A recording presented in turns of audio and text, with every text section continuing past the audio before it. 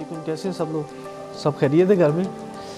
तो today is our first lecture about English language.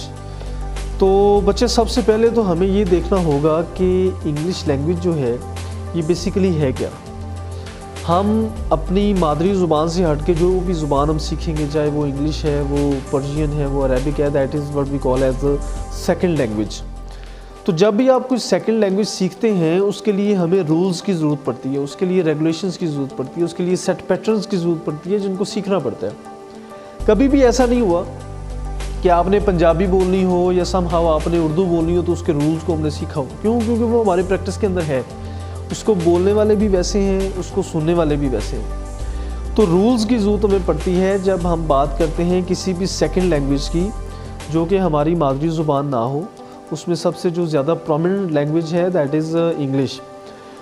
तो English को बहुत ज़्यादा मुश्किल समझा जाता है कि इंग्लिश बहुत टफ लैंग्वेज है, इसको करना, ग्रामर और ये सारा स्पोकन, ये बड़ा एक अजाब के तौर पे माना जाता है और बच्चे भी इससे बहुत ज़्यादा फेडअप होते हैं। ऐसा कुछ नहीं है। देखिए, एक सिंपल सी लॉजिक है कि हर एक ज़ुबान के दो कंपोनेंट हैं या इससे ज़्यादा भी हो सकते हैं, बट व्हाट आई फ्रेम्ड, ज़ुबान के दो कंपोनेंट्स होते हैं।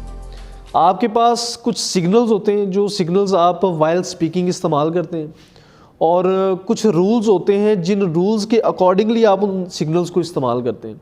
मैं आपको एग्जाम्पलीफाई करता हूँ। फॉर एग्जांपल, आपने घर में चाय बनानी है, very common example I use to describe in my lectures, कि आपने जब चाय बनानी होती है तो आपको क्या क्या चीज़ चाहिए।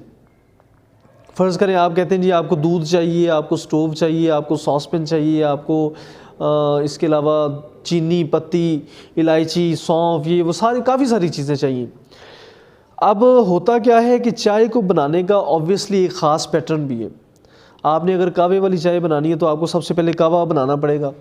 अगर आपने दूध पत्ती बनानी है तो आप दूध पत्ती को इस्तेमाल करेंगे। अगर आपने कहवे बनानी, उसका एक सारा एक प्रोसेस है।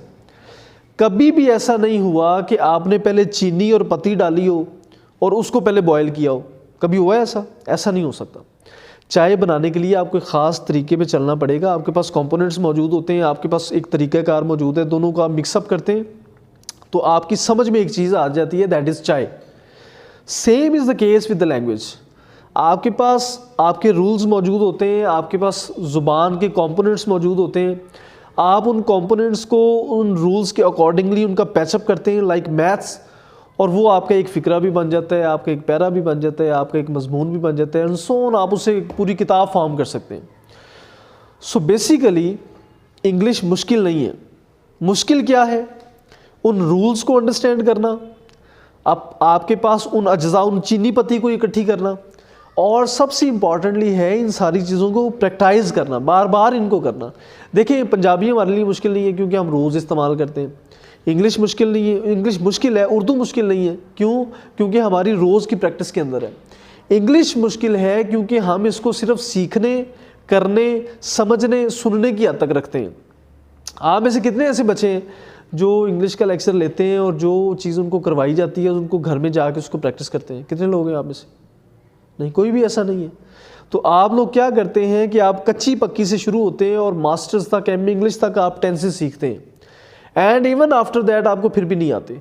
सो most importantly you need to digest the process on which you will solve any formation regarding your sentences और अदर जो भी आपकी फॉर्मेशन आपने बनानी है।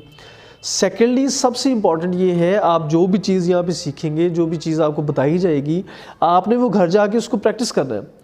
अब उन दो जो रूल्स हैं, जो चीज़ें हैं, जो कंपोनेंट्स ज़ुबान के लिए ज़रूरी हैं, वो उनको मैं ऐसे डिफ़ाइन करता हूँ कि आपके पास फर्स्ट सिग्नल्स क्या हैं। When you talk about alphabets, A to Z सारे आपके पास सिग्नल्स हैं। हम अपने मुंह से सिग्नल निकालते हैं, आप उसको सुनते हैं, आप उसको डिकोड करते हैं, देन आप उसको अंडरस्टैंड करते हैं और आप समझते हैं कि अगला बंदा क्या कह रहा है। दूसरा मैंने कहा रूल्स। अब रूल्स के अंदर दो चीज़ें और आ जाती हैं, मैं आपको रिटर्न में भी समझाऊंगा। दो चीज़ें क्या है? आपके first parts of speech and second one is tenses. अब ये जो मैंने आपको एग्जांपल दी थी चाय वाली, वो यहाँ पे आपको जस्टिफाई होगी। पार्ट्स ऑफ स्पीच में से आप लोगों ने जो आपके कंपोनेंट्स हैं ज़ुबान के, वो निकालने हैं। टेंसेस में से आपने उन कंपोनेंट्स को इस्तेमाल करने का तरीका निकालना है, दोनों को आपने पैचअप करते जाना है। आपका एक बामतलब कंस्ट्रक्शन आपकी होती जाएगी, वो आप एक फ़िक्रा बना लें, आप एक पैरा बना लें, आप एक ऐसे बना लें, जो भी करते जाएं। फॉर एग्जांपल ऐसे कि ही इज़ अ बॉय, वो एक लड़का है। अब इसमें ही इज़ अ बॉय, ये चारों चीज़ें मैंने पार्ट्स ऑफ स्पीच में से निकाली हैं, ठीक है। अब इनको मैंने एक सेट पैटर्न के अंदर लिखा, जो मैंने टेंसेस में से निकाला था वो सेट पैटर्न लिया और यहाँ से मैंने पार्ट्स ऑफ स्पीच लिए। दोनों को जब मैंने मैचअप किया तो मेरे पास एक बामतलब चीज़ निकलाई, that is he is a boy, वो एक लड़का है। अब मैं ये भी लिख सकता था आ बॉय इज़ ही। अब ये सेम कंपोनेंट है जो मैंने प्रीवियस फिक्रे के अंदर इस्तेमाल किए हैं, लेकिन मसला ये है कि कंपोनेंट तो वो सेम हो गए लेकिन तरीका गलत हो गया।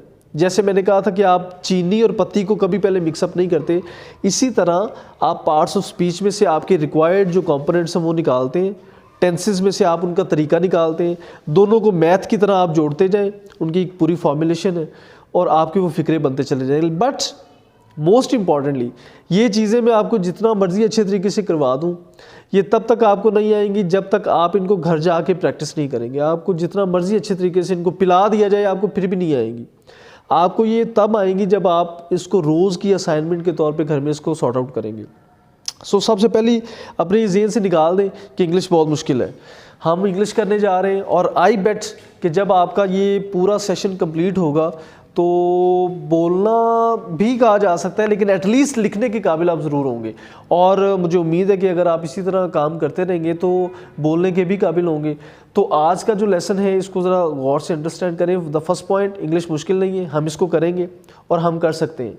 सेकंड पॉइंट, इंग्लिश के दो कंपोनेंट्स हैं, उसके जो सिग्नल्स हैं A to Z ये हमें आते हैं, उसको लेटर्स से लेके फिर वर्ड्स के बाद आप फ्रेज बनाते हैं, सेंटेंस बनाते हैं, क्लॉज बनाते हैं, उसके बाद सो ऑन, ये चीज़ें हमें आती हैं। हमें पता है CHAIR चेयर होता है, बट हमें जो मुश्किल है वो है उसके रूल्स के अंदर। रूल्स की दो चीज़ें, एक में आपके पार्ट्स ऑफ स्पीच, दूसरे हैं टेंसेस।